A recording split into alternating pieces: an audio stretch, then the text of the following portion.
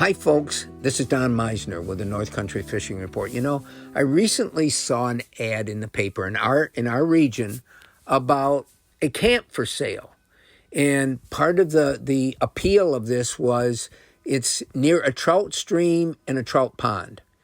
And then they had a picture in there with this ad of a really nice big brown trout.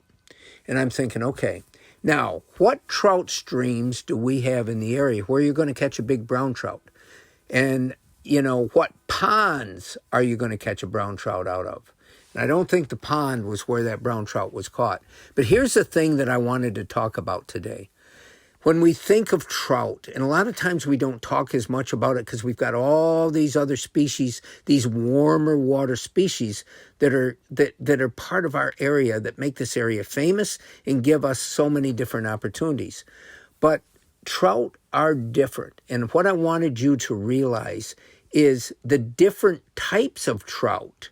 And when I say types, there's brown trout, these are the trout in our area. There's brown trout, there's rainbow trout, and there's brook trout.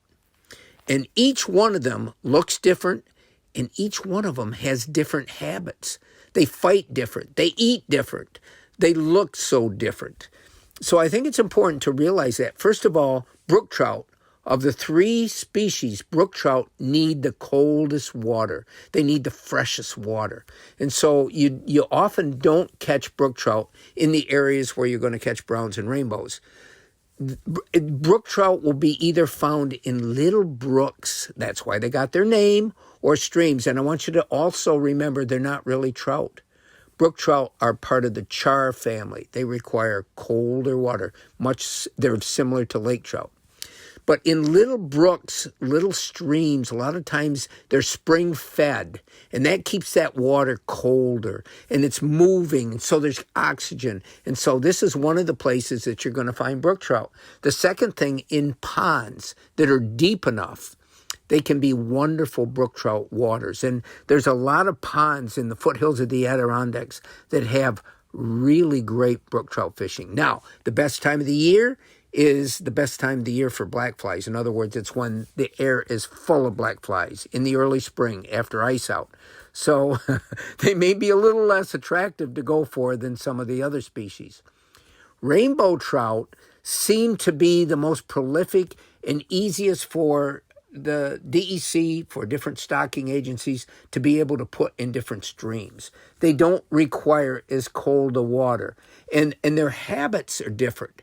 They tend to jump when you catch them. They tend to jump out of the water. They can be a lot of fun because you get the acrobatic display, which is part of the fishing experience. Brown trout can be touchier. Brown trout like to feed after dark as well. A lot of people don't realize that. They require colder water. They have a different habit, but we're lucky in that we have waters with all three types of trout. But like I said, they each eat differently.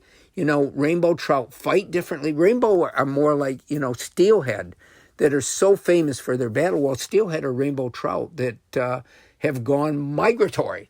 They keep moving, whereas rainbow trout stay in the same type of water.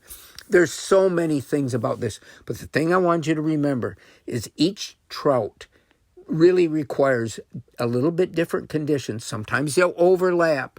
And of all the fish that we have in freshwater, I don't think there's anything as beautiful as a trout, and especially a brook trout. A brook trout that is native, that has deep water and all natural food around it. My goodness, they're as beautiful in the fish world as a wood duck is in the duck world. Until next time, folks, this is Don Meisner with the North Country Fishing Report.